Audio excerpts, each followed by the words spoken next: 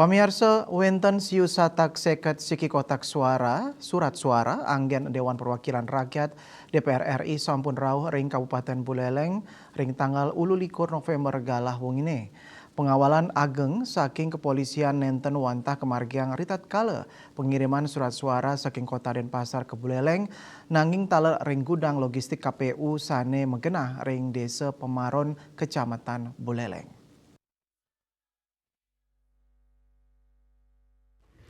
Lianan punika antuk sisan nyani kantun kakirim antuk maundagan. Majang ring kuentenan surat suara DPRD Provinsi Bali, Dapil Buleleng taler karencanayang sampun rauh tanggal kali Desember.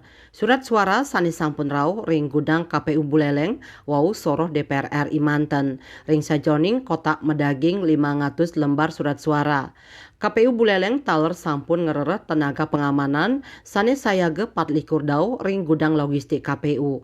Asapunika taler Ketua Komisi Pemilihan Umum KPU Kabupaten Buleleng, Komang Dudi Udiana Wedarang, Buleleng rauhe mangkin molihang prioritas utama pendistribusian surat suara santukan wilangan pemilih nyani langkungan telungatak talian diri.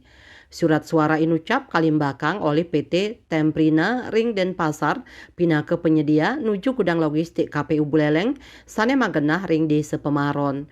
Surat suara sane sampun rauh ring gudang KPU pacang kasortir tur kalipet antuk nyarengang samian petugas sane sampun karuruh.